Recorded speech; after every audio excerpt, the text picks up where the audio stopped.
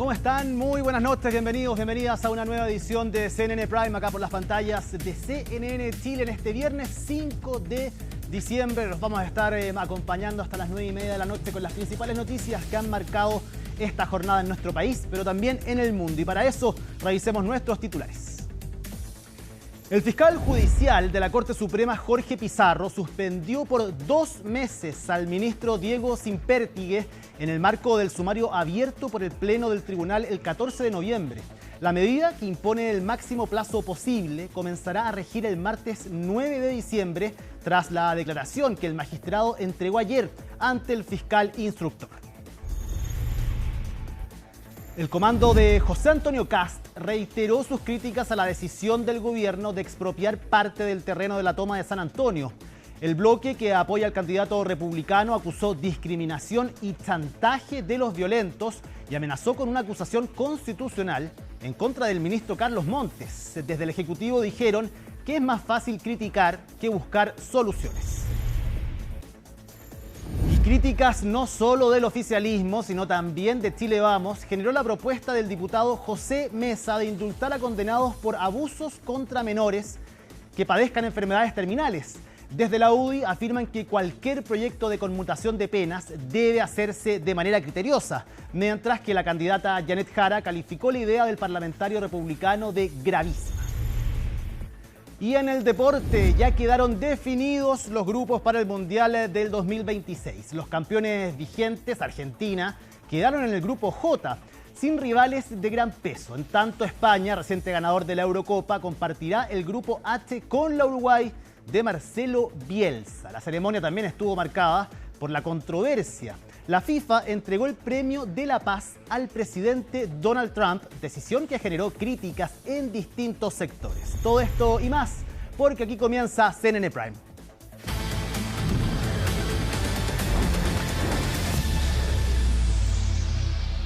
Y comenzamos contándoles que empieza el fin de semana largo y las autoridades ya proyectan la salida de cerca de 400.000 vehículos solamente de la región metropolitana, pero mucho ojo porque el día domingo estará cortada la Ruta 68, todo esto por la peregrinación hacia el santuario de Los Vázquez. Pablo Figueroa con el informe. Último fin de semana largo del año de este 2025 y en donde las expectativas son bajas debido a las fechas de fiestas de fin de año, pero no por ende el número de vehículos que saldrá desde la capital hacia la costa no será menor. Van a salir de la capital alrededor de 420.000 vehículos. Esta es una cifra que es manejable, que es perfectamente absorbible por nuestras rutas de salida. Estamos hablando de la ruta 68 hacia Valparaíso, Viña, la ruta 78 hacia San Antonio y el litoral sur. Más de 420.000 vehículos son los que se esperan que saldrán en la capital entre el viernes y al lunes 8 de diciembre. Fin de semana marcado por la peregrinación al santuario de Los Vázquez. Fin de semana largo, donde hay varios detalles a considerar, como los cortes de tránsito en la ruta 68 entre las regiones metropolitana y de Valparaíso, los cuales comienzan el domingo a las 16 horas para acabar la madrugada del lunes a las 7 de la mañana. Pero la preocupación está puesta en estos días. Pero lo más vulnerable y lo más peligroso es del día de hoy hasta el día domingo, donde conviven tanto conductores y, ¿no es cierto?, los peregrinos que van a la quinta región. Por eso yo refuerzo el llamado, ¿no es cierto?, al autocuidado por parte de los peregrinos, a usar la reflectancia, a transitar por la berma. Lo ideal es que no lo hagan. Es que además las cifras son preocupantes. La cantidad de personas fallecidas en siniestros viales han aumentado este 2025 en un 5% en comparación a 2024. Lamentablemente tenemos un aumento en la cantidad de personas fallecidas con respecto al año pasado y que en este fin de semana donde confluyen diferentes situaciones, es fin de semana largo, hay salida también con respecto a vacaciones o paseos de fin de año, también tenemos la peregrinación a Los Vázquez. Tenemos que tener especial precaución cada uno de nosotros, no solamente a través de la organización del Estado para generar esta tranquilidad en las vías, sino que también como usuarios para mantener una correcta convivencia vial y también una correcta conducta. Para los conductores de vehículos motorizados, especial cuidado con la velocidad. Cualquier exceso de velocidad aumenta el riesgo de morir en siniestros de tránsito y por lo tanto siempre debemos realizarlo a una velocidad prudente. Pero el mejor esfuerzo y la mejor ayuda que podemos recibir es de los mismos y de los propios conductores en que programen ese viaje. El programar ese viaje le permite hacerlo en forma segura, ¿no es cierto?, con los tiempos y no ir apurado donde pueda, ¿no es cierto?, infringir los límites de velocidad, la conducción descuidada, que son las principales causas que constituyen a siniestros viales con resultado de personas fallecidas. Con los cortes de tránsito se esperan que los vehículos prefieran la ruta 5 Norte y la Sur, pero también hay consejos como aprovechar el peaje a Luca, el cual será el día lunes en la ruta 5 desde la medianoche hasta las 7 de la mañana. Y se los contábamos en titulares, la Corte Suprema suspendió por 2 meses al ministro Diego Sínpertigue en medio de las vinculaciones con la trama bielorrusa. Vamos a hablar acerca de este tema y para eso estamos acá en el estudio precisamente con nuestro compañero Miguel Ángel Araya. Miguel Ángel, ¿cómo estás? Una jornada de viernes noticiosa por la tarde en materia judicial. Sí, bastante noticiosa, Ivonne. Un gusto saludarte a ti, muy buenas noches y también saludamos a quienes nos ven a esta hora. Tú lo decías, ha sido bastante noticiosa, pero sin lugar a dudas, la que marcó la jornada judicial de hoy fue la noticia que da el Poder Judicial, la Corte Suprema en particular, con esta decisión que ha tomado el fiscal judicial del máximo tribunal de nuestro país respecto a suspender de sus funciones al ministro de la Corte Suprema, Diego Sínpertigue. Esto luego del sumario administrativo que se está desarrollando en su contra por presuntas irregularidades que habría cometido en el ejercicio de su cargo. Recordemos todo esto a raíz de los antecedentes que se han ido conociendo por el caso Muñeca Bielorrusa o la trama bielorrusa, como también se le ha denominado, donde también está siendo investigada la ex ministra de la Corte Suprema, Ángela Vivanco. Esto es una decisión que ha tomado el fiscal judicial entonces de la Corte Suprema, Jorge Pizarro, luego de haberle tomado declaración al ministro Diego Sínpertigue, una diligencia que él no había podido concretar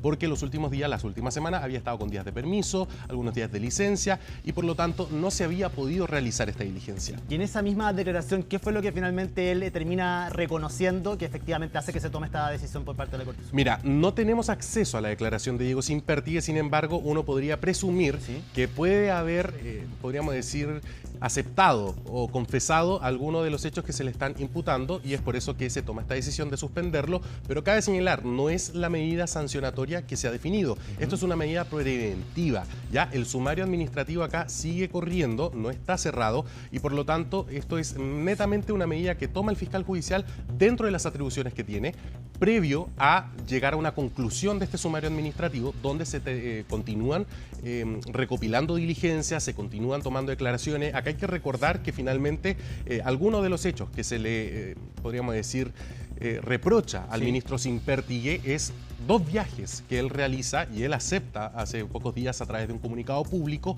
con los abogados Mario Vargas y el abogado Eduardo Lagos.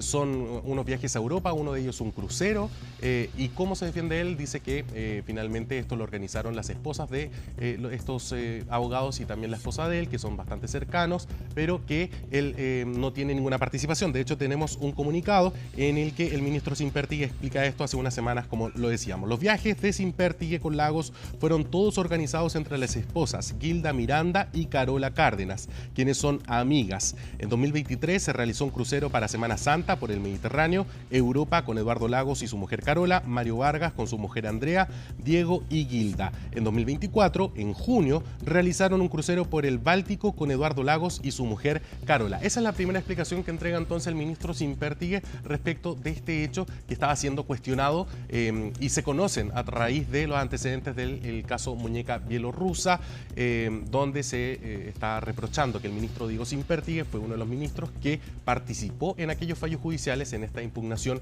entre la empresa Codelco y este consorcio Velaz Movitech y por lo tanto él falló en aquella causa, falló a favor del consorcio Velaz Movitech y eso es lo que levanta las alertas y por lo tanto por eso se decreta este sumario administrativo que repetimos, no es la sanción aplicada sino como una medida preventiva, se suspende al ministro por 2 meses y esto empieza a contar desde el día martes, porque recordemos el día lunes es feriado y por lo tanto el día martes comienza a regir esta suspensión por 2 meses.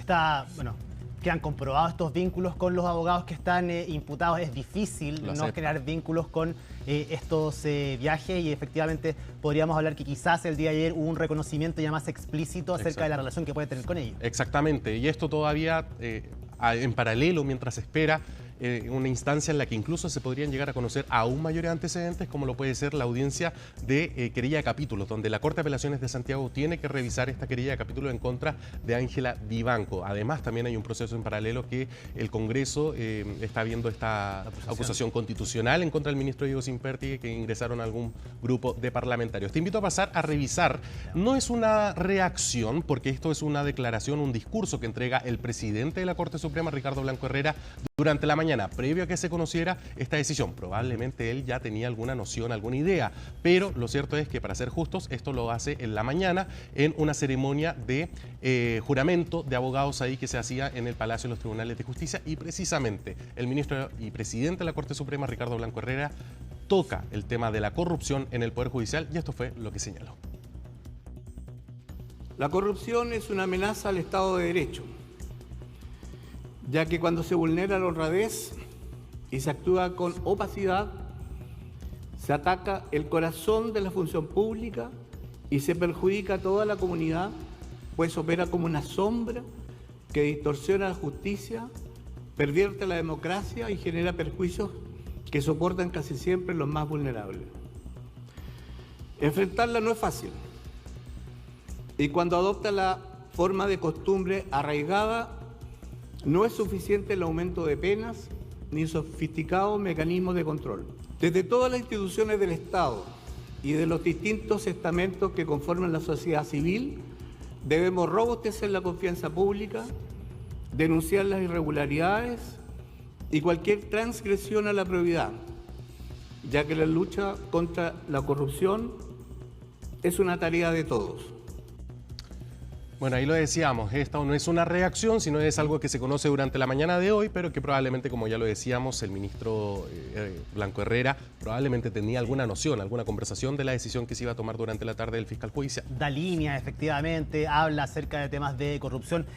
Bueno, el año pasado ya había sido complicado para el Poder Judicial, pero este completamente, en fin de año, sobre todo un segundo semestre, que tiene en tela de juicio el Poder Judicial. Viene una elección presidencial. Vamos a ver si es que en los programas de gobierno, cómo los próximos gobiernos efectivamente podrían realizar modificaciones importantes ante un Poder Judicial que está muy disminuido y ante la opinión de la gente efectivamente muy descalificado. Una de las críticas más grandes que incluso hacen desde el propio Poder Judicial a este gobierno, al Congreso, es que la oportunidad que tenían para modificar todo esto, que era la reforma al proceso de nombramientos, por ejemplo, judiciales, ya sean ministros, notarios, un cargo que está bastante presente en el caso Muñeca Bielorrusa, conservadores incluso, no le hicieron los cambios profundos, sino que son más bien unos cambios estéticos los que se le realizó a este sistema de nombramiento. Un proyecto que todavía está en el Congreso, que está siendo tramitado, pero que ciertamente se le podrían hacer ciertos cambios, ciertas modificaciones, precisamente para resolver este sistema de los conflictos de interés, de la participación, las llamadas para ser nombrados o ser votados finalmente por los ministros de Corte de Apelaciones, de Corte Suprema, etcétera. Lo que sí tenemos reacciones a esta decisión de suspender al ministro Diego Simperti por parte de la Organización de Trabajadores y Trabajadoras Judiciales, un, podríamos decir, gremio del Poder Judicial que está bastante molesto con los últimos hechos que se han conocido y cómo afecta esto a la visión del Poder Judicial. Y además también tenemos una reacción del diputado del Partido Socialista, Daniel Manucheri, uno de los impulsores, quien ingresó finalmente entonces esta acusación constitucional en contra de Diego Simperti. Pasemos a revisar aquellas declaraciones. Si bien esto es una facultad que tiene el investigador, ¿cierto?, en un proceso disciplinario, sí es una señal de que los hechos constitutivos del procedimiento disciplinario son graves, ya que la suspensión, si bien es una facultad, pero tiene que ver con la gravedad del asunto. Esto es muy importante porque esto va marcando el derrotero de que la gravedad en los actos que incurrió el ministro Simpertegui son de bastante energía y por lo tanto merecen esta suspensión. Hoy el Poder Judicial nos da la razón suspendiendo al ministro Simpertegui. Lo dijimos desde el primer día. Aquí operaron las mismas redes oscuras ligadas al caso Hermosilla y a la muñeca bielorrusa. La próxima semana vamos por lo esencial: aprobar la acusación constitucional que impulsamos con la diputada Chicardini para poder sacarlo del Poder Judicial, porque Chile merece una justicia limpia y esperamos que el Ministerio Público llegue hasta el final y que los responsables paguen con cárcel. Tenemos esta situación entonces, Miguel Ángel, del ministro Sempértigue, pero cuéntanos además qué está pasando con la querella de capítulos de Ángela Vivanco también, que es un tema que ha estado sobre la mesa. Sí, varias personas se preguntan si Ángela Vivanco es una de los protagonistas del caso Muñeca Bielorrusa. ¿Sí? ¿Por qué no la hemos visto sentada en los tribunales de justicia compareciendo a las imputaciones que el Ministerio Público tiene en su contra? Bueno, porque hay un proceso previo que el Ministerio Público quiere seguir, que es la querella de capítulos, con la cual, si es aprobada, se podrían solicitar medidas cautelares en contra de Ángela Vivanco, como lo podría llegar a ser la prisión preventiva, y es lo que más o menos se conversa, se especula en el medio judicial. Esta querella de capítulos se iba a ver este día miércoles, sin embargo fue suspendida. ¿Por qué?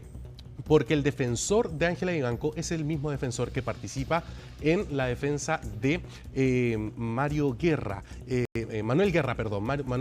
el ex fiscal regional Oriente, que también está siendo investigado por otros delitos, por otro caso. Sin embargo, comparte la defensa y estaba fijada ambas querellas de capítulo, su revisión, para el día miércoles. Entonces, el defensor Mora solicita que la causa de la ministra Vivanco fuese suspendida para poder dedicarse completamente a la primera que había sido fijada, que era la de Manuel Guerra. Entonces se suspende la causa de Ángela Vivanco. Sin embargo, la de Manuel Guerra también se terminó suspendiendo por una recusación que hubo en contra de una de las abogadas integrantes de la sala que componía aquel día la revisión de aquella querella de capítulos. Así que la próxima semana podríamos tener alguna novedad respecto a aquella querella de capítulos de Ángela Vivanco. Y también hoy conocimos que ya se fijó una fecha para lo que será la formalización de 3 imputados que escuchamos reiteradamente en esta maratónica audiencia de formalización del caso Muñeca Bielorrusa. Nos referimos a Sergio Llaver, Yamil Najle y también Pizarro. Estos tres imputados van a ser formalizados el día 14 de enero a las 9 de la mañana en el 7º Juzgado de Garantía. Ellos son algunos conservadores de bienes raíces, otro es un dueño de una casa de cambio, y todos ellos van a ser formalizados por el delito de lavado de activos porque habrían ayudado a poder, podríamos decir, pasar como lícitos los dineros que recibían tanto Ángela Vivanco como también Gonzalo Migueles. Lo último, antes de despedirte, Miguel Ángel, a tu juicio, ¿cómo esto podría afectar o influye en la votación de la presidencia de la Corte Suprema? Que estamos a días, solamente imagino que esto viene a remover, la persona que asuma ese rol va a tener un trabajo importante, hacerse cargo de lo que está sucediendo al interior del Poder Judicial. Absolutamente, de hecho, lo que nosotros hemos podido conversar con algunas fuentes al interior del Poder Judicial es que desde que se votó el cuaderno de remoción de Antonio Ulloa, se vio verdaderamente 2 almas al interior de la Corte Suprema y del Pleno de la Corte Suprema. Un alma, que eran estos 7 votos por destituir, por remover al ministro Antonio Ulloa, que va por limpiar la casa, limpiar lo que son los hechos de corrupción, mientras que hay otro grupo de 7 ministros que irían por una vía más garantista, de que acá no hay tanto antecedente, de que los hechos no son tan graves, que son cosas que han ocurrido siempre al interior del Poder Judicial y que por lo tanto tienen otra visión. Entonces está bien dividido, pero lo cierto es que también hemos podido conversar con expertos y la votación de la presidenta o presidente de la Corte Suprema siempre se ha ceñido a seguir la antigüedad. ¿Quién vendría ahora? Gloria Ana Chevesich. Y aparentemente la ministra tendría los votos para ser la próxima presidenta del máximo tribunal de nuestro país. Miguel Ángel Araya, muchísimas gracias por este reporte. Vamos a seguir este tema, es noticia del día de hoy por la tarde, así que te agradezco que te hayas quedado hoy día para explicarle a toda la gente que es en CNN Prime este tema. Que estén bien, buenas noches. Estés bien. Y nosotros ahora le contamos que en conversación con CNN Chile, en el programa Aquí se debate, el diputado del Partido Republicano, José Mesa, aseguró que apoyaría indultar a reos con una enfermedad terminal, incluidos los encarcelados por violación de niños. La polémica se enmarca en el debate por eventuales beneficios que pudieran recibir los internos de Punta Peuco. Y cuando se trate de enfermedades terminales, que en el fondo la gente pueda morir en su hogar, morir en su casa con su familia. Independiente, por supuesto, yo creo que eso no significa que tengamos que estemos haciendo como un perdonazo a los crímenes más horribles que se pueden haber cometido, pero sí también habla un poco de la humanidad que tiene la sociedad. Una pregunta, ¿incluso si fuera un violador de niños? Yo creo que justamente ese es el momento donde nosotros nos ponemos por sobre y creo que no hay que hacer distinciones. Ese es un sí. Un adulto mayor que va a morir en 6 meses de un cáncer terminal, creo que hay que tener la humanidad de que muera. O sea, en su caso sería en su caso sería para todos los presos mayores de cierta edad o en enfermedades realmente terminales. Mayores de cierta edad y con enfermedades terminales. Y si bien los dichos del parlamentario fueron rechazados por algunos dirigentes del mismo Partido Republicano, de Chile Vamos y por todo el oficialismo, el candidato José Antonio Kast dijo que eso no está en su programa, pero que la situación sería distinta si hay una ley aprobada en el Congreso. En Chile el sistema penal no es un sistema de venganza y se encarcela a las personas por el daño o el peligro que implican para la sociedad. En los casos de personas que son adultos mayores, que no son autovalentes, personas que tienen Alzheimer o personas que tienen enfermedades terminales, hay que evaluar caso a caso también para no dar una señal equivocada de que en Chile no se hace justicia. Lo que se tiene que hacer es analizar la situación de salud de cada una de ellas para también no deshumanizar el sistema carcelario. Cualquier proyecto o indulto que apunte a conmutar las penas de los reos de mayor edad debe hacerse de manera criteriosa y en ningún caso puede abordar todos los delitos sin hacer una mínima distinción. Por lo mismo, como bancada UDI, manifestamos desde ya que no vamos a estar de acuerdo en liberar a quienes han sido condenados por delitos tan atroces como los abusos y las violaciones de menores de edad. Yo espero que esto haya sido un error involuntario del Partido Republicano y que prontamente puedan corregir esta información. El diputado Mesa revela lo que es el plan de Kast: liberar a violadores de niños, liberar a asesinos, liberar a narcotraficantes, solo por el año en que estos nacieron. Y esto es real. Lo empujan con un proyecto de ley. Esto no es seguridad, es una amenaza directa para Chile. Y aquí no hay doble lectura. Nosotros creemos que esos criminales se deben secar en la cárcel. Kast quiere soltarlos. Cambiamos de tema para contarles que la expropiación de una parte de la toma de San Antonio sigue en medio de la polémica, tanto por su financiamiento como por los coletazos políticos que la decisión dejó. Desde la UDI anunciaron que se reunirán la próxima semana para evaluar una eventual acusación constitucional contra el ministro Carlos Montes. Los detalles los vemos en el informe de Colomba Eijols. Más dudas que certezas dejó el anuncio del gobierno sobre la expropiación parcial del terreno ocupado por la toma en el Cerro Centinela de San Antonio, que según las estimaciones tendría un costo de 11.000 millones de pesos. ¿Qué pasa con los fondos? ¿De dónde salen los fondos de estos 11.000? Que estimamos salen del presupuesto de este año, no del próximo año. Lo teníamos reservado ante una eventualidad y esto está para el próximo año un presupuesto para otras compras de terreno y para otras situaciones. Reserva de dinero cuyo destino ha sido cuestionado por la oposición, desde donde han señalado que debió haberse ocupado para otra emergencia habitacional. Van a utilizar la plata de los pobladores que esperan sus casas para comprar el terreno a los violentos. Esa es la perversión en sí misma. Un gobierno sin pantalones, ya lo sabíamos, pero además es un gobierno sin corazón. Porque frente al chantaje de los violentos, prefieren entregarle los recursos a los violentos y quitárselos a quienes han hecho la fila durante 8 o 10 años. A mí me preocupa la discriminación, ya sea positiva o negativa, que se está dando aquí en una misma región, en donde por un lado vemos a familias esperando por la reconstrucción de sus casas en torno, ¿cierto?, a lo que fue el mega incendio. Y por otro lado vemos que se está premiando a quienes se saltaron la fila, quienes hicieron situaciones ilegales. Priorización que desde el gobierno desmienten. Hay un fondo para la reconstrucción que tiene su propio presupuesto. Las platas de asentamientos precarios solo se pueden utilizar en alguno de los 1.432 campamentos catastrados. En este caso, proyectos en los lagos La Araucanía, Ñuble, Los Ríos y Aysén, que por trámites que no se alcanzaron a realizar se postergan para el próximo año y su presupuesto que no se ejecutó se destina a iniciativas que sí alcanzan a concretarse. Queremos una explicación y exigimos una explicación al Ministerio de Vivienda de por qué estos recursos no se ocuparon en la región. Será, por supuesto, el mismo ministerio, el representante del gobierno de nuestra región que nos dirá cuál es el error y por qué estos recursos no se utilizaron en este año, por qué los recursos que son para nuestra familia, para mejorar la calidad de vida, nuevamente están relegados. Cuando se acerca el fin de año, uno tiene que evaluar cuáles de esos proyectos sí van a terminarse en el año, sí van a ejecutarse en el año y cuáles tienen más demora. Porque si no se alcanzan a ejecutar antes del 31 de diciembre, su presupuesto deberá volver al Tesoro Público. Ahora bien, pese a las explicaciones, sectores de la oposición ya han anunciado que presentarán medidas fiscalizadoras en contra del ministro de Vivienda, Carlos Montes, por la decisión que tomó. Lo que está haciendo el gobierno es gravísimo.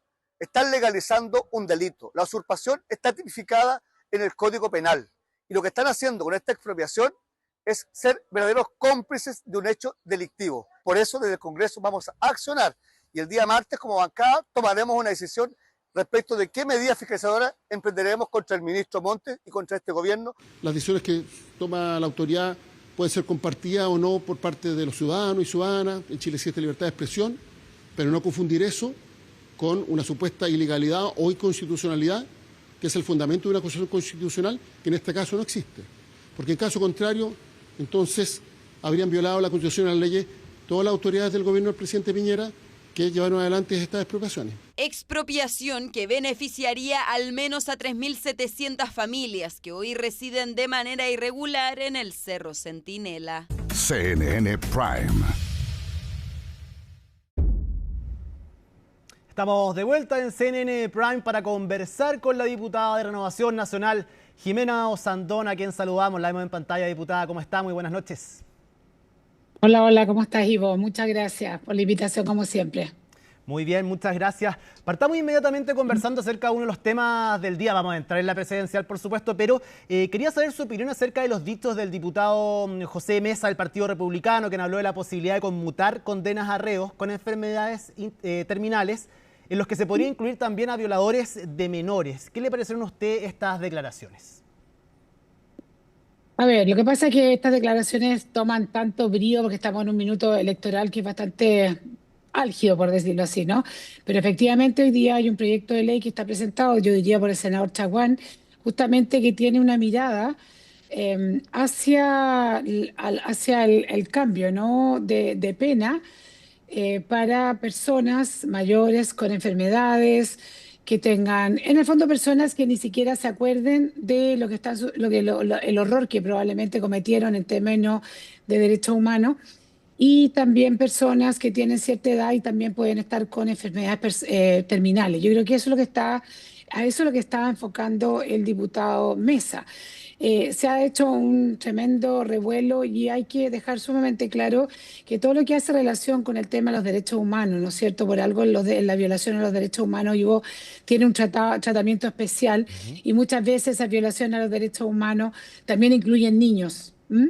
Yo creo que es un tema que tenemos que tratar con calma de aquí en adelante, pero hoy día, más que la opinión de Jimena Osandón o del diputado Mesa, la gente probablemente está pensando qué piensan los dos candidatos al respecto. Yo creo que nosotros de alguna forma tenemos que salir de estos temas de contingencia, dejárselo a los candidatos presidenciales y sean ellos quienes den su perspectiva, su posición frente a esta materia. Pero yo tengo la sensación que hoy día está existiendo un piso que antes no existía, que es pensar, primero que todo, en terminar, y que a mí me parece que hay que terminar con el indulto presidencial. Yo creo que tiene que existir, por un lado, podrían existir indultos generales que se hacen a través de leyes donde hay todo un diálogo social para grupos determinados, circunstancias determinadas, o también facultar a los jueces para que en ciertos casos especiales lo puedan hacer. Pero yo creo que lo que sí tenemos que avanzar, que también tenemos desde la bancada de Renovación Nacional un proyecto relacionado con eso para que se acabe el tema de los indultos presidenciales, que a mí me parece que son algo bastante arcaico. Sí, bueno, los candidatos presidenciales tienen efectivamente su opinión, la han manifestado durante los últimos días, pero finalmente el Congreso es el que va a aprobar o no una ley que pudiera otorgar indultos. Yo por eso le pregunto, a usted su opinión en particular, si está de acuerdo con este debate y si lo ve como una medida positiva, porque el indulto siempre es difícil, nadie queda contento cuando se habla de indultos, ni de un lado ni del otro. Sí, es una medida sumamente difícil, es por eso que te digo yo que tenemos que tener este diálogo social que se tiene que crear incluso en el Congreso, pero no quiero evadir la pregunta. Yo estoy de acuerdo. ¿Y por qué estoy de acuerdo? Porque yo una vez tengo una amiga y le leí una carta que la publicó incluso en el Mercurio, que es una persona que le mataron a un hermano en la caravana de la muerte. Y ella misma, también abogada, a que teníamos que pensar este tema porque ella veía que había personas que estaban hoy día cumpliendo pena que ni siquiera se acordaban, dado su condición mental y su edad, ni siquiera se acordaban de los horrores que ellos habían cometido. Entonces, de alguna forma, llega un minuto que tal vez uno no puede seguir castigando incluso a la familia por una cosa que hizo una persona determinada en un momento histórico. Por eso que es muy importante la edad, la condición física, o sea, la condición de enfermedad terminal, pero terminal de verdad, o tal vez una enfermedad como lamentablemente todos conocemos, por ejemplo, que puede ser un Alzheimer, que la persona no tiene idea ni quién es, ni qué es lo que hizo y ni qué está haciendo en ese penal. Sí, pero no todos tienen una enfermedad mental que no recuerden lo que hicieron. Hay muchas personas de más de 80 años que están en plenas facultades mentales, activos también. ¿Hay ciertos límites para eso? ¿Tienen que ser personas que no se acuerdan? Exactamente, Ivo, yo no estoy de acuerdo con la persona que está bien de salud, independiente de la edad. Yo creo que la edad no puede ser el factor que determine eso en todos estos casos, sobre todo que hacen relación con lesa humanidad o crímenes muy, muy graves, ¿no?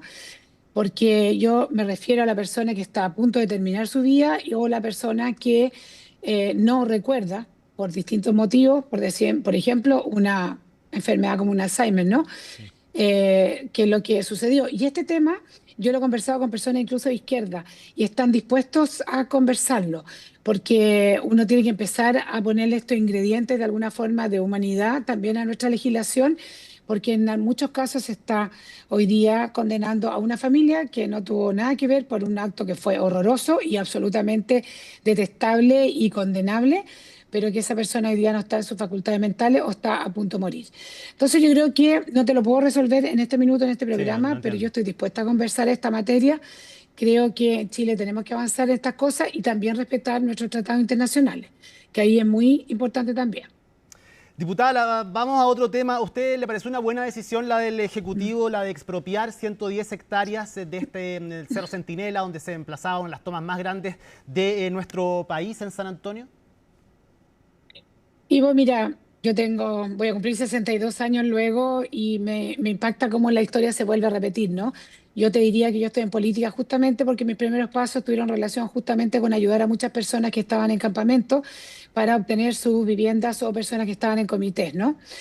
Y en ese minuto también muchas familias se iban a vivir a los campamentos para pasar a ser prioridad.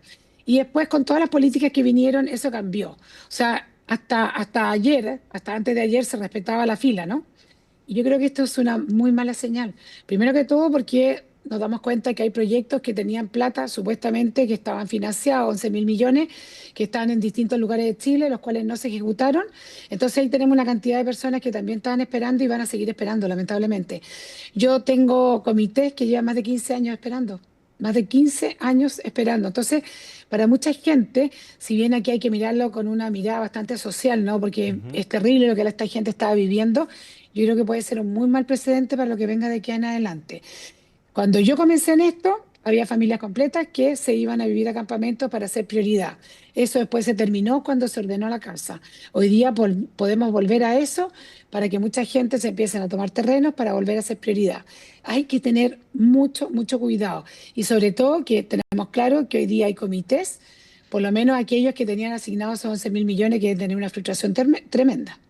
Diputada, bueno, el gobierno dice que esta es una situación extraordinaria, excepcional, tiene que ver con la cantidad de personas. Estamos hablando de 10.000 personas, más de 4.100 familias, 3.000 niños, ante la eventualidad efectivamente de realizar un desalojo que podría producir una crisis humanitaria. ¿De qué otra forma cree usted se podría haber resuelto esta situación al no haber llegado a acuerdo tampoco con los dueños de ese terreno ante las propuestas que realizaba el Ejecutivo y las cooperativas también? Bueno, yo creo que caminos hay muchos y yo creo que, por ejemplo, lo que normalmente se ocupa es ayudar a las personas por un periodo determinado para que tengan un subsidio de arriendo.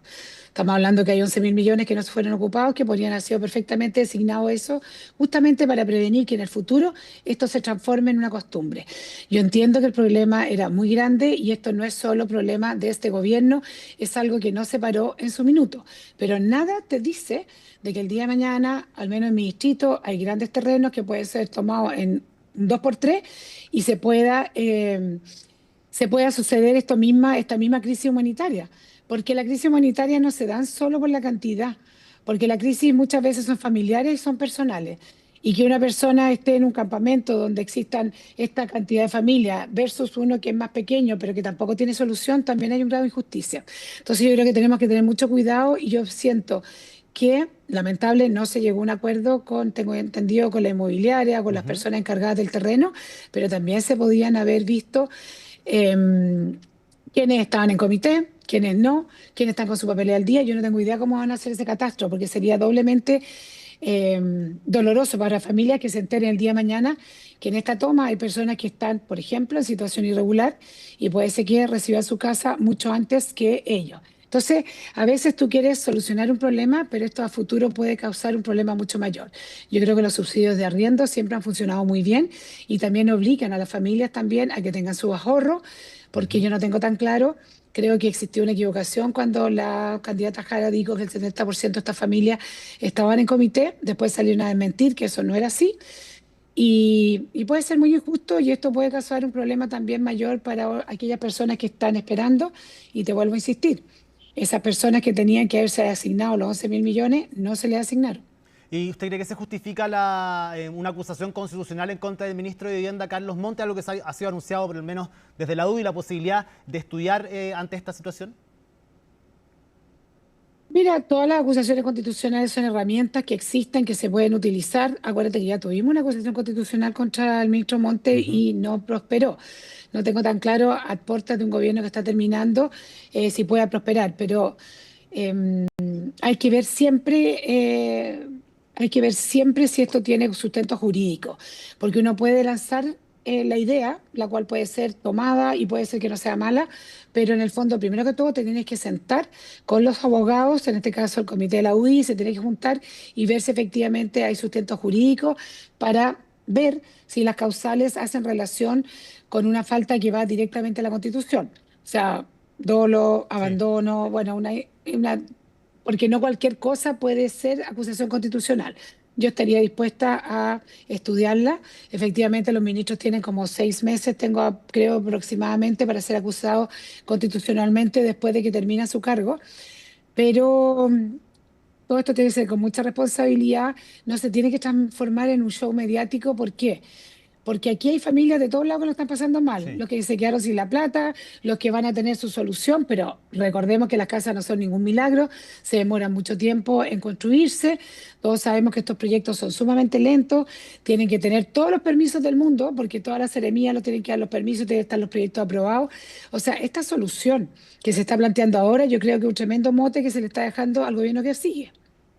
Diputada, solo para cerrar este tema, usted mencionaba el tema de las acusaciones constitucionales y la responsabilidad que hay que tener para presentarlas. Ya cerrando este ciclo, podríamos decir, parlamentario, hasta marzo quedan pocos meses también, hay un cambio de gobierno.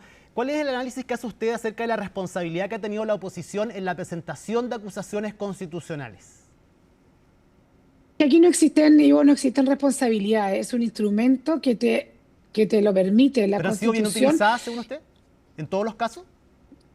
Mira, yo creo que, ponte tú, tengo una frustración. Yo creo que la del ministro Pardo debería haber sido acusado constitucionalmente y debería haber llegado a buen puerto, pero los senadores que son realmente al final los jueces, porque recordemos que nosotros presentamos y los que realmente juzgan son los senadores, y ellos decidieron que no, pero yo creo que ahí existió una buena acusación constitucional, al menos con mucho sustento jurídico. Algunos dijeron que estaba mal redactada, no sé qué, no sé cuánto, pero efectivamente la acción del ministro Pardo tuvo una incidencia directa no solo en las cuentas de las personas, sino que también en todo lo que implica a nivel de la UEF, del IPC o lo que sea, lo que son las cuentas de la luz.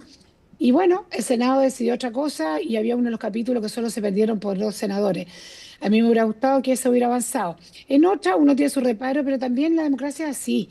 O sea, puede ser que Jimena Sandón no esté de acuerdo, pero si la mayoría de los...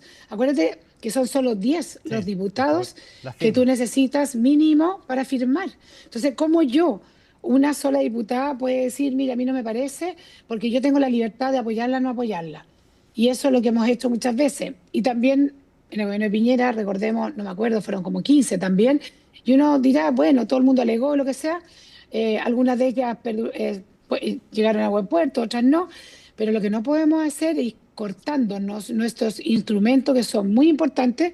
Y recordemos que hemos tenido contra jueces la Corte Suprema, ahora contra jueces de corte de apelación, y tú dices, mira, se está mal utilizando. Yo creo que no. Yo creo que a través de este instrumento se está haciendo un buen trabajo, y tengo clarísimo que hay jueces que hoy día agradecen que nosotros estemos haciendo este trabajo. Diputada, entremos ahora a la arena presidencial. ¿Qué le pareció la estrategia de José Antonio Kast? Se le critica que no responde directamente a ciertos temas. ¿Usted comparte esta estrategia por parte del candidato? Bueno, es una estrategia que José Antonio Kast ha usado todo el tiempo. Lo que pasa es que antes tú tenías 8 candidatos, esto no se notaba demasiado. Nosotros que estábamos siguiendo cada debate así con mucha intensidad, nos dábamos cuenta que efectivamente había una estrategia de parte de José Antonio Kast, pero es su comando quien hoy día tiene que evaluar si esa estrategia en una segunda vuelta tiene tanto efecto como en la primera. Yo creo que hoy día, además, Ivo, encuentro que es tan fácil contestar la pregunta porque no digamos que los periodistas han sido muy ingeniosos. O sea, yo creo que el próximo debate que tiene es cosa de ver lo que fue Archie, ver las preguntas y tener una respuesta.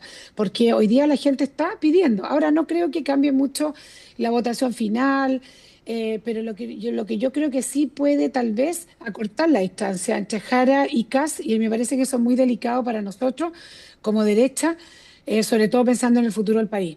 Entonces no creo que cambie la presidencial, pero sí creo que podría acortar la brecha entre la diferencia entre uno y el otro. Y yo creo que no cuesta nada hoy día contestar porque las preguntas son siempre las mismas. Y en el caso de resultar electo eventualmente José Antonio Kast, ¿usted cree que eso debería cambiar? Porque van a haber más preguntas todavía. Bueno, obvio. O sea, el presidente de la República tiene que manejar el Estado, tiene que saber, pero también puede que venga una ola, ¿no? de un periodo donde el presidente no esté tan en primera línea y teniendo que contestar todo. Recordemos que el primer presidente Boric de repente desaparece por un buen tiempo y no contesta, y son los ministros los que contestan. Recordemos la época de Michelle Bachelet, que ella contestaba muy poco y eran sus ministros los que simulaban. No así en el caso de Sebastián Piñera. Entonces, es una decisión bastante particular, personal, de un comando que tuvo bastante rédito, ¿no es cierto? Evadiendo preguntas, diciendo, ustedes saben lo que yo pienso, en marzo va a cambiar todo. Pero yo creo que hoy día en el próximo debate es bastante más fácil, sabe lo que van a preguntar. Yo, si fuera él, contestaría. No creo que cambie la aguja, pero efectivamente podría acortar la distancia que existe, y para nosotros es sumamente importante, ojalá acercarnos lo más posible al 62% del rechazo y no alejarnos de él. Sí, mi última pregunta, diputada. ¿Usted se siente cómoda votando por José Antonio Kast? Mira, yo siempre lo dije, nosotros no nos perdemos y nosotros vamos a hacer todo lo posible para que el Partido Comunista no llegue a gobernar por Chile. Yo en otras ocasiones también he votado por José Antonio Kast en segunda vuelta. Mi candidata era Evelyn Matei. Reconozco que le eché mucho de menos en los debates. Ella respondía a todo con mucha precisión, sabía el cómo, que eso es lo más importante, cómo vas a hacer tus políticas, pero lamentablemente no fue suficiente y pareciera que en ese minuto a las personas no les interesaban los proyectos de gobierno, ¿no? ¿Qué es lo que se iba a hacer? ¿Cómo se iba a hacer? Tal vez estas arenas que se están viviendo en esta segunda vuelta son diferentes y hay que ser un poquitito más específico. Pero yo voy a votar por José Antonio Kast y ojalá, como te dije, que ojalá lleguemos lo más cercano posible al 62% del rechazo para que en 4 años más podamos tener una continuidad de un gobierno de derecha, que yo creo que es el único camino para poner este país de pie. Jimena Osandón, diputada de Renovación Nacional, muchísimas gracias por haber conversado esta noche con CNN Chile, que esté muy bien. Bueno, muchas gracias por la invitación. Continuamos contándoles que el índice de precios al consumidor registró un aumento de 0,3% en el mes de noviembre, en línea con las expectativas del mercado. Con esta cifra se espera llegar a la meta del 3% anual el primer trimestre del próximo año, y Natalia Muñoz nos explica cómo esto impacta en la tasa de interés. Un leve respiro para la economía. Es que el IPC de noviembre no dio sorpresas y registró un alza de 0,3%. Con esta cifra, la inflación anual se mantiene sin cambios y muy cerca de la meta del Banco Central. Son buenas noticias. La inflación, de hecho, a 12 meses llega a un 3,4%. Es decir, estamos muy cerca de la meta del 3%, la que esperamos la podamos alcanzar durante el primer trimestre del próximo año. 3% de convergencia de la inflación que sería posible alcanzar el primer trimestre del próximo año. Así el costo de la vida se iría acomodando tras los choques inflacionarios como el alza de la tarifa eléctrica. Una vez limpio el efecto de las tarifas de electricidad que se dio un alza importante, ¿cierto?, durante enero de este año 2025, ya hacia el 2026 vamos a estar un poco más limpio de ese efecto y vamos a terminar con una inflación el primer trimestre bajo el 3%. 9 de las 13 divisiones que conforman la canasta del IPC subieron. Dentro de los productos que más bajaron están los vinos, con una caída de 6,1%, y los gastos comunes con 3,8%. ¿Qué pasaría para el último mes del año? Ahora bien, diciembre suele presentar un IPC más alto. Si el mes se comporta igual que noviembre, cerraríamos el año con una inflación acumulada cercana al 4%. Todo va a depender de las expectativas en el mercado respecto al consumo, porque ese es el factor que realmente podría dar la sorpresa. Si bien vemos cómo la inflación se acerca a la meta, lo que significa que va bajando el costo de la vida, ¿por qué no se siente? En Chile estábamos acostumbrados a que esta variación fuese 3% todos los años. Y a partir de principalmente los retiros de fondos previsionales que se hicieron en el 2020 y el 2021, sumado a la pandemia y sumado a los impactos de algunas guerras, tenemos que para el cierre del 2021 y del 2022, solo en esos 2 años, se acumuló un IPC, un crecimiento de la inflación de más del 20%. Entonces lo que estamos viendo es que el aumento de precios está siendo menor que antes, pero los precios siguen aumentando y es normal que así sea. Con la inflación anual de 3,4%, se mantiene la expectativa de que el Banco Central baje la tasa de interés el próximo 16 de diciembre. Con este resultado, se observan menores presiones sobre los precios subyacentes. En nuestra visión, con una inflación cercana a la meta de 3% y una actividad que ha evolucionado sin grandes sorpresas, el Banco Central tendría espacio para volver a recortar la tasa de política monetaria en diciembre, lo que se trasladaría en menores costos de financiamiento para créditos de corta duración. Se confirma probablemente el recorte de tasas por parte del Banco Central en diciembre y además esto permite una mayor convicción respecto a una convergencia más rápida de la inflación a la meta del 3% que tiene el Banco Central.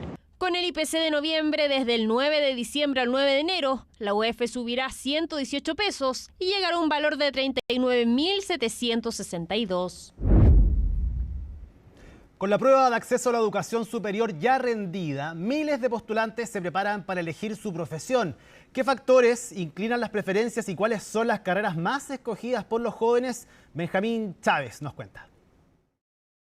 Esta semana, más de 300.000 personas rindieron la prueba de acceso a la educación superior, la PAES, y ahora, a la espera de los resultados, comienza una de las etapas cruciales: definir qué estudiar. Algunos tienen bastante claro lo que quieren. ¿Qué quieres estudiar? ¿Ya tienes claro? Medicina. ¿Y cuáles son tus preferencias de universidad? En la Chile estaba viendo en la de Conce. Quiero estudiar Ingeniería Civil en la Universidad de Chile. Yo quiero Derecho. Otros siguen indecisos. No sé. ¿No sabes todavía? No. ¿Pero es algo con las ciencias también? Con la salud. Ah, ya. ¿Pero estás ahí viendo las opciones? Sí. Y por diversas circunstancias, varios optan por otras alternativas, incluso fuera de la educación superior tradicional. Quería estudiar Derecho como ella, pero salí sorteado por el servicio militar. Entonces tuve que buscar algo para matricularme rápido, así que me metí a un instituto profesional para estudiar Administración de Empresas durante 2 años y después de eso quiero trabajar un poco e irme a explorar al extranjero, a ver si me gusta algo, quedarme a vivir allá, hacer vida allá. Más allá del puntaje, la elección profesional está marcada por factores que van desde las proyecciones de empleabilidad y salario hasta la influencia familiar. Entender estos ejes es clave para identificar qué buscan los jóvenes al momento de inclinarse por una carrera. El factor económico y familiar son muy determinantes, pero también se suman otros factores, ya como el tema de la empleabilidad, los ingresos, pero muchas veces los jóvenes no tienen la información adecuada, no se averiguan, por ejemplo, las páginas del ministerio o las ferias de las carreras que ofrecen harta información, sino que es más como del boca a boca, de lo que ellos han ido escuchando, mucho de su contexto, de si han visto personas que han accedido a tales carreras y cómo les ha ido en su futuro. El desafío de la educación superior hoy es conectarse mejor con la estructura ocupacional del país, evitando el llamado desempleo ilustrado. Ante el crecimiento tecnológico, la clave está en la modernización de habilidades que permitan a las disciplinas tradicionales adaptarse en lugar de desaparecer. Hoy día predomina en su crecimiento el área tecnológica, naturalmente hay transformaciones que se están dando en el mundo y las personas tienen esa expectativa de incorporarse a esos procesos con también dinámicas mucho más tradicionales, de ciertas carreras que nunca pierden demanda, por decirlo de alguna manera, como psicología, derecho, carreras más bien en tradicional. Ahora, no es la elección de una carrera sobre otra quizás lo que va a marcar el futuro, sino más bien cómo se modernizan las habilidades transversales a todas las carreras. Es decir, todos vamos a tener que saber un poco de inteligencia artificial, todos vamos a tener que tener habilidades digitales o competencias genéricas. Dentro del sistema universitario, las preferencias se mantienen consistentes. Medicina, psicología y las ingenierías se han consolidado con el mayor número de postulaciones en los últimos procesos. Lo que vemos es una tendencia bastante estable de postular siempre a las mismas carreras, las carreras más tradicionales, como medicina, ingeniería, derecho, psicología, excepto en los años de pandemia o justo después de pandemia, que hubo un mayor interés por carreras del área de la salud. Para el último proceso de admisión, medicina en la Universidad de Chile fue la carrera más postulada del país. Plan común en Ingeniería y Ciencias de la Universidad de Chile fue la tercera carrera más postulada del país. Odontología es un área muy postulada, el área de tecnología, las ingenierías civiles, etc. Eso siempre es lo más postulado. Obstetricia, enfermería, veterinaria también. Al revisar las matrículas efectivas de primer año en todo el sistema, psicología, derecho e ingeniería comercial lideraron en cantidad de alumnos nuevos en universidades. La educación superior técnico-profesional, sector que no exige puntajes para ingresar, hoy representa cerca del 45% de la matrícula total del sistema. Con modelos de estudio más cortos, las áreas más demandadas en institutos profesionales y centros de formación técnica son administración de empresas, salud, tecnología e innovación. Estamos viendo que el perfil de nuestro estudiante no es necesariamente el que sale de cuarto medio del liceo o del colegio, sino que estamos viendo progresivamente que estudiantes de más edad también se incorporan a este tipo de estudios. En mantenimiento y logística tenemos una empleabilidad de más del 91%. En automatización y robótica del 90%. Si es que nos vamos a la zona de refrigeración y climatización, tenemos un 99% de empleabilidad y con una muy alta remuneración. Es decir, las carreras con sello tecnológico son las que hoy están siendo más demandadas. Mientras miles de estudiantes definen su elección, el cronograma avanza. La entrega de resultados de la prueba y el inicio del proceso de postulación universitaria comenzará el 5 de enero y cierra el 8, cuando ya todos deberán haber tomado sus decisiones. Muy buenas noches, partimos la revisión de las noticias internacionales en CNN Prime y vamos a partir con lo que ocurrió en Washington, donde Donald Trump, el presidente de los Estados Unidos, recibió su premio por la paz, pero de la FIFA. Él ha dicho en reiteradas ocasiones que quiere el Premio Nobel de la Paz. Y después del último anuncio de que María Corina Machado entonces ganaba el Premio Nobel de la Paz de este año, la FIFA anunció la creación de su propio Premio por la Paz con el objetivo de recompensar a las personas que han tomado medidas excepcionales y extraordinarias por la paz. Eso dice entonces la FIFA que es el objetivo de este galardón. Y el primer entonces premiado fue Donald Trump, previa entonces al sorteo del Mundial de Fútbol de 2026, y le entregó el premio su amigo Gianni Infantino, el presidente entonces de la organización de fútbol, que ha estado entonces en el sorteo de la Copa Mundial, pero también estuvo ayer cuando Donald Trump anunció entonces el acuerdo de paz entre Ruanda y la República Democrática del Congo, y también estuvo cuando se anunció este alto al fuego en Gaza, que hasta ahora lleva 2 meses. Donald Trump entonces agradeció este galardón y también agradeció a sus compañeros, la presidenta de México y el primer ministro de Canadá, Carney, quien estaba presente entonces en la ceremonia. We've had a tremendous working relationship with Canada. We have our Prime Minister of Canada there, and we have our President of Mexico. And we've worked closely with those two countries, and the coordination and friendship and relationship has been outstanding. And I want to thank you both very much, and your countries very much.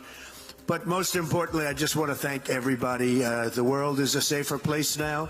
The United States 1 year ago was not doing too well. And now I have to say we're the hottest country anywhere in the world, and we're going to keep it that way.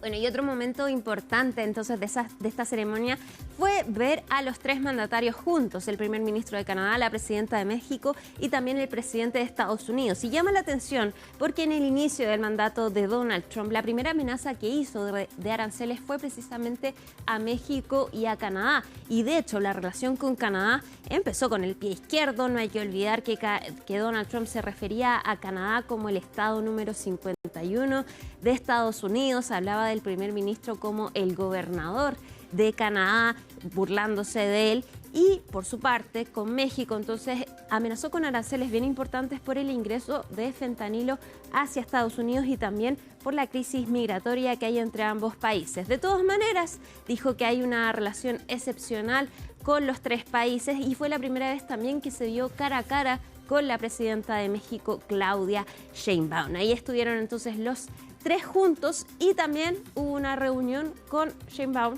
y Donald Trump.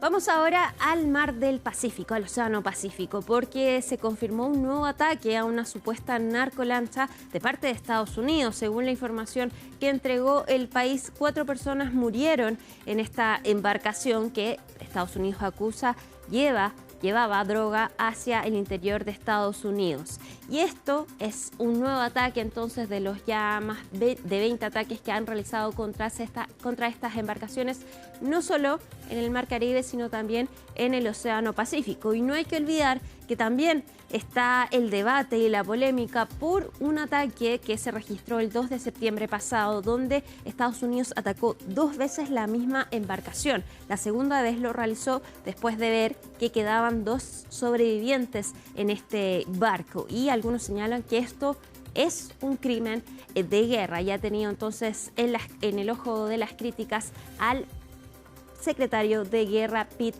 Hegseth de Estados Unidos. Vamos ahora a Honduras. Sigue el conteo tras las elecciones del domingo pasado. 5 días han pasado y todavía no hay un presidente ganador en Honduras, pero sigue a la cabeza Nasri Asfura, el candidato de Donald Trump. Y es por eso que Salvador Nasralla, el candidato del Partido Liberal que ustedes ven en pantalla, está acusando un fraude electoral. Dijo que hubo un cambio importante de votos durante la noche y que estos resultados están inflados en favor de Asfura. Por otra parte, también Nasralla habló del respaldo que entregó Donald Trump entonces al candidato del Partido Nacional y dijo que probablemente también estas declaraciones afectaron los resultados. Se juntaron adherentes entonces de Nasralla a protestar por la demora en la entrega de los resultados y también por el presunto fraude que acusa entonces el candidato. Hasta ahora todavía no hay un ganador claro, pero sí Asfura sigue entonces a la cabeza de los resultados. Veamos lo que dijo Salvador Nasralla entonces tras este conteo en Honduras. A mí me perjudicó porque yo iba ganando por bastante más diferencia. Lo que logró él fue equilibrar un poco la votación y mucha gente del Partido Nacional que se había sumado con nosotros por mis antecedentes votó por el Partido Nacional. Entonces sí influyó, pero yo respeto. Al final nosotros vamos a reconocer el triunfo de quien sea con nuestras actas en comparación con las actas del CNE. A las 3:24 de la madrugada yo tenía 1.081.000 votos y el señor del Partido Nacional tenía 1.073.000 y que se puso la pantalla en negro y que cuando regresó se habían invertido estos dos. Y eso indica que hay algún algoritmo que lo debe haber cambiado. Esa es una deducción que yo hago. Nos vamos ahora a India, donde terminó el viaje del presidente ruso Vladimir Putin a este país y se confirma entonces el acercamiento entre ambas naciones. Rusia es el mayor exportador de petróleo a India, pero no hay que olvidar que hay sanciones de Occidente tras la invasión de Rusia a Ucrania y también hace poco comenzaron las sanciones de Estados Unidos a la venta entonces de el petróleo. Ambos países confirman su alianza comercial y estratégica, pero el primer ministro de India dice que su país es neutral y que él está del lado de la paz. Sin embargo, Moscú está apoyando que India sea parte del Consejo de Seguridad de la ONU. Firmaron entonces una declaración de 70 puntos, reconocen los obstáculos que están viviendo debido a las sanciones estadounidenses y se comprometen a trabajar en ello. Pero también Rusia entonces se compromete a suministrar el combustible entonces hacia India. También Vladimir Putin habló en una cena con la que finalizó este viaje y dijo que esta relación entonces abre a la situación de un mundo que ya sea multipolar. Escuchemos lo que dijo el presidente ruso. Nuestras conversaciones con nuestros amigos indios ayer y hoy fueron genuinamente abiertas y constructivas. Igualmente importante es que Rusia e India están trabajando codo con codo para establecer un orden mundial justo y multipolar. Seguimos ahora con la polémica en torno a Eurovisión, este famoso, popular competencia entonces de la canción que se realiza en Europa, que cada año entonces tiene millones de televidentes que ven esta competencia en los distintos países del continente, pero hay un boicot a Eurovisión después de que 4 países se salieran de esta competencia, después de que se confirmara que Israel va a ser parte de esto. Y la razón es porque acusan a Israel de cometer un genocidio en Gaza, y es por eso que pidieron entonces que fuera expulsado de la competencia, al igual como pasó con Rusia en el 2022 cuando fue expulsado después de invadir a Ucrania. España entonces se mantiene en su postura, no va a ser parte de la competencia este año, y con esto también se va parte importante del financiamiento a este concurso internacional. ¿Qué ha pasado y cómo responde Israel? Lo vemos en el informe de Maximiliano Araya.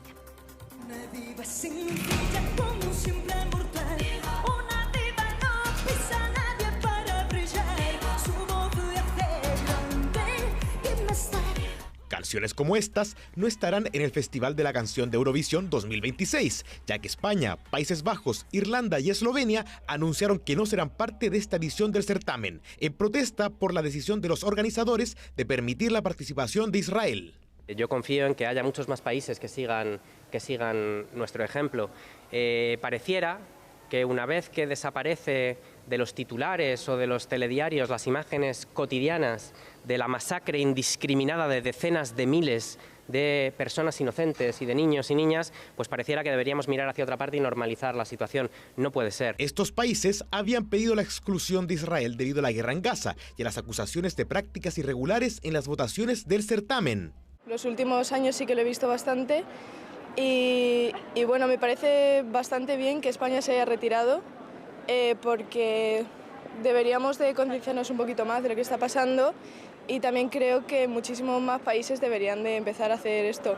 La Unión Europea de Radiodifusión, organizadores del espectáculo de música que atrae a millones de espectadores de todo el mundo, tuvieron una reunión este jueves por la mañana, en donde decidieron no hacer una votación y permitir la participación de Israel, pero señalaron que deben introducirse cambios específicos para mejorar la neutralidad.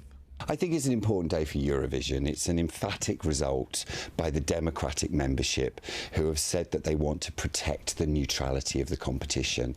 Now, it was a deep debate, it was a passionate debate. It recognises we live in a really complex world, but ultimately it recognises that it's not governments who participate in Eurovision, it's artists and public service broadcasters. Una vez conocido el resultado de la votación, las emisoras de España, RTVE, Países Bajos, Abrotros, Eslovenia, RTV e Irlanda, RTE, anunciaron que se retiraban del concurso, tal y como habían prometido hacerlo si Israel participaba. Perder a España de la competición es un hecho muy importante para Eurovisión, ya que España forma parte de los llamados 5 grandes. Perder a España significa perder una gran parte del presupuesto, pero también una gran cuota de audiencia.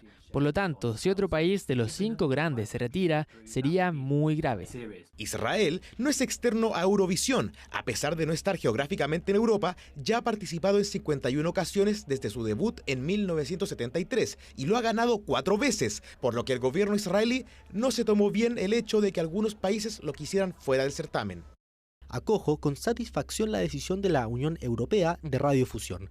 Me avergüenzo de aquellos países que decidieron boicotear un concurso musical como Eurovisión por la participación de Israel. La vergüenza recae sobre ellos. Por el contrario, varios países se pronunciaron en apoyo de Israel. ORF, la emisora austríaca anfitriona este año, también manifestó su deseo de que Israel compitiera, y Alemania anunció que la emisora SWR se retiraría en solidaridad si Israel era excluido. Celebramos la decisión de permitir que Israel participe en el Festival Europeo de la Canción. Israel forma parte tradicionalmente de él y esta es, por supuesto, una decisión independiente, pero desde una perspectiva alemana solo puedo celebrarla y animar también a todos los demás estados y organizaciones responsables de este a que consideren seriamente si no deberían seguir participando. Esta no es la primera vez que los acontecimientos mundiales se convierten en un tema divisivo en la competencia, pero con los nuevos cambios se espera que la política no influya en las siguientes ediciones de Eurovisión. Vamos a terminar con el recomendado de Conexión Global y esta vez es una entrevista a la mexicana Fátima Bosch, quien ganó el Miss Universo 2025. Habló con Gabriela Farías de CNN en español sobre las polémicas que rodearon al certamen y cuáles son sus objetivos entonces después de ganar este popular concurso. Esa es la primera recomendación y la segunda es por supuesto que el sábado vean Conversación Global, que va a ser esta vez especialmente con la embajadora de México, ya que estamos hablando de este país, sábado a las 9:30 de la noche. Y yo me despido, pero vuelve entonces Ivo Goich con más CNN Prime. Estamos de vuelta para contarles que Teatro A1000 anunció las actividades gratuitas que serán parte de su nueva edición que partirá el próximo 3 de enero. La programación estará liderada por El Gigante y los niños de Guaraguara, de La Pato Gallina y el regreso del colectivo francés que trajo a la pequeña gigante. Sandro Lavarrida nos cuenta más. El Gigante y los niños de Guaraguara de la Compañía Nacional La Pato Gallina será el pasacalle encargado de darle la bienvenida a la edición número 33 del Festival Teatro A1000 que comenzará el próximo 3 de enero. En el calle hay lenguajes que son muy propios y La Pato Gallina tiene uno suyo. Les propusimos hacer pasacalles porque sabemos lo que significan para el público, que puede salir a las calles, que cuando decimos que los espacios son inseguros, las artes nos hacen crear espacios más seguros. Son niños que vienen viajando en una nave, que viajan el tiempo, el espacio, en búsqueda o ir al encuentro gigante y despertarlo. Ahora, ese encuentro, la única manera de lograrlo también es logrando una relación, conexión en cada lugar donde están. Entonces hay una invitación siempre muy abierta a varias actividades, aunque sea redundante, activas con la comunidad.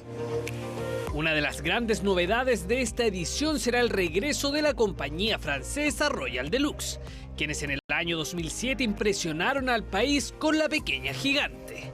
En esta oportunidad traerán A Passantú, un espectáculo en el que detectives y astronautas viajan en el tiempo buscando resolver un crimen.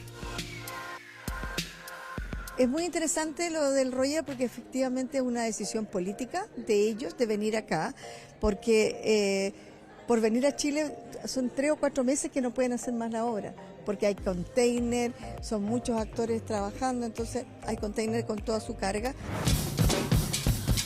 La programación también incluye la presentación de Sutalca, Choque de Fuego, Caos en los Trópicos y Océano, los peces inundan la calle, los que recorrerán las comunas de la región metropolitana como también otras localidades de todo el país.